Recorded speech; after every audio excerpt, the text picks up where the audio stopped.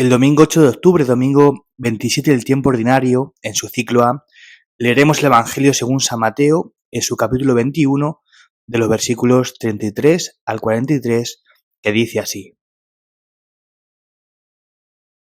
En aquel tiempo dijo Jesús a los sumos sacerdotes y a los ancianos del pueblo: escuchad otra parábola.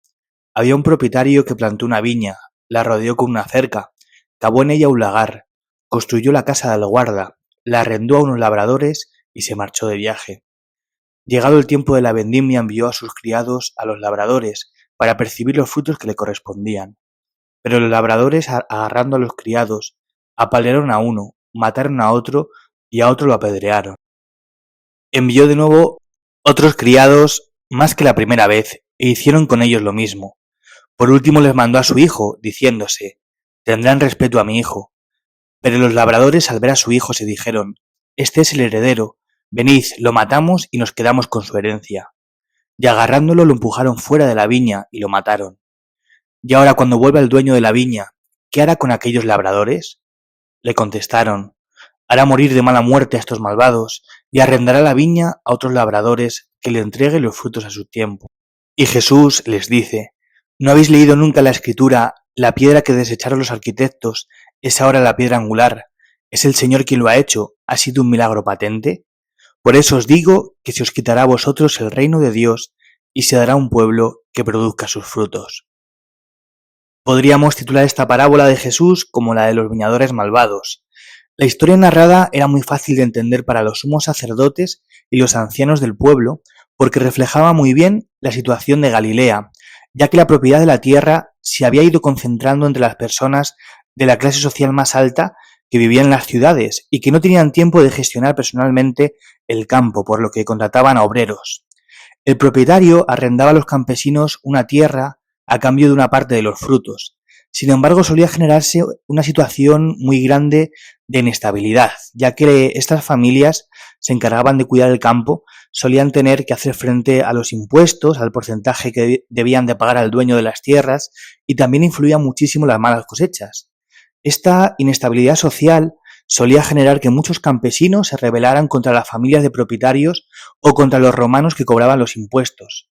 Por eso, como comentaba al principio, la parábola que cuenta Jesús a los sumos sacerdotes y a los ancianos del pueblo es muy fácil de entender porque esa situación no era desconocida para los oyentes.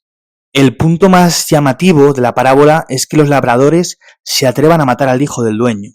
Esto es algo poco realista porque el propietario sigue vivo y podría castigarlos, pero sin embargo, con este ejemplo trágico Jesús estaba indicando su relación con el Padre, que sería el dueño de la parábola, y cómo iba a dar la vida condenado por los labradores, que serían los dirigentes del pueblo de Israel.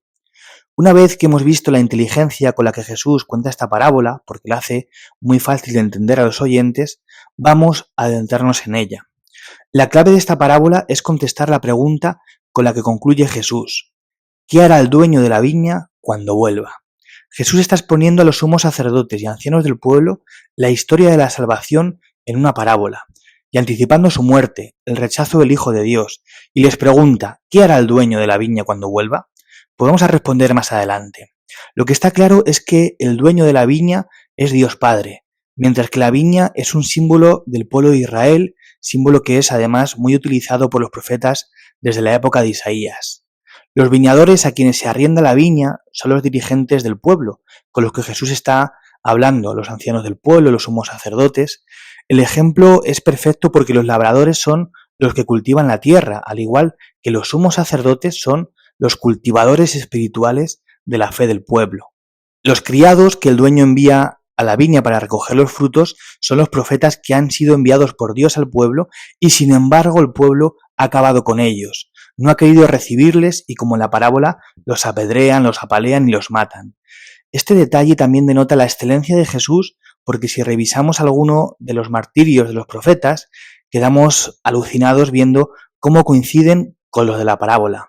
Por ejemplo, Elías es injuriado por Jezabel, Isaías, según la tradición judía, fue aserrado, Jeremías lapidado en Egipto, Miqueas fue aprisionado por Acab, Zacarías apedreado por orden del rey Joás, Juan el Bautista decapitado por orden del rey Herodías Antipas, con lo cual vemos como incluso en el sufrimiento de los criados está descrito el martirio de los profetas por parte del pueblo de Israel, que han sido enviados a preparar al pueblo, a recoger los frutos. Finalmente, el dueño envía a su hijo a la viña y los labradores, que son las autoridades judías y el pueblo engañado, deciden acabar con su vida. Y aquí hay varios detalles muy interesantes. El primero es que después de enviar a los labradores, dice el evangelista que por último les mandó a su hijo. Ese por último nos indica ya que se trata de Jesucristo, que se hizo carne en la plenitud de los tiempos, cuando los tiempos estaban ya maduros, cuando ya llega la salvación. En segundo lugar, los labradores deciden acabar con la vida del hijo y así se quedan con la herencia. Este es otro detalle que nos habla de Jesucristo, ya que es el heredero de la viña, el heredero de las promesas mesiánicas. La carta a los hebreos comienza subrayando precisamente esta herencia, dice así la carta a los hebreos. Muchas veces y de muchos modos habló Dios en el pasado a nuestros padres por medio de los profetas. En estos últimos tiempos nos ha hablado por medio del Hijo, a quien instituyó heredero de todo. Al mencionar la herencia, está diciéndonos que es el mismo Cristo, el hijo de la parábola. Y en tercer lugar, el detalle echándolo fuera de la viña, lo mataron, hace alusión a la muerte en el Calvario, porque fue fuera de la puerta de la ciudad de Jerusalén. En conclusión, Jesús expone a los sumos sacerdotes la historia de la salvación, les anticipa lo que va a acontecer con su vida y les hace la siguiente pregunta: ¿qué hará el dueño de la viña cuando él vuelva? ¿Qué castigo les espera? Ellos mismos contestan con el doble castigo que sufrirán. Hará morir de mala muerte a los malvados y arrendará la viña a otros labradores que den los frutos a su tiempo.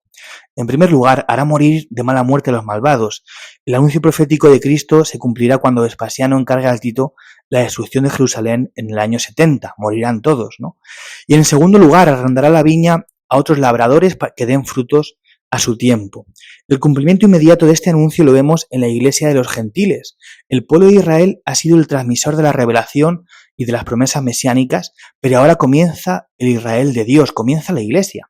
Esta parábola tiene una gran importancia en el Evangelio porque es la clave para entender la misión, la predicación y el envío de los discípulos. Al principio, la buena noticia fue dirigida solo a Israel, donde parte del pueblo elegido la rechazó. Sin embargo, Jesucristo ha inaugurado el nuevo Israel, cuya misión es anunciar a todos los pueblos la salvación. La redención es para todos los pueblos de todos los tiempos. Otra interpretación menos inmediata de esta parábola tiene que ver con los frutos de la viña. El dueño envía a sus criados a recoger los frutos que le pertenecían y los viñadores mataron a los criados. Pero, ¿y el fruto? ¿Dónde está? ¿Quién lo tiene? Se lo han quedado los viñadores. De hecho, es lo que quieren, poseer los frutos. Porque cuando aparece el hijo del dueño, deciden acabar con su vida para quedarse con la herencia, quedarse con los frutos. Creo que la otra interpretación que podemos sacar de esta parábola es que no podemos hacernos dueños de los frutos de Dios. No podemos apropiarnos en nuestro nombre de la misión encomendada. Seguro que entre aquellos viñadores había algunos que trabajaban muy bien, que conocerían mejor que nadie aquella tierra, pero querían quedarse con los frutos de una tarea que les había sido encomendada. Por eso una lección que podemos entrever de esta parábola es que no podemos hacernos dueños de la misión y de los frutos que pertenecen a Dios.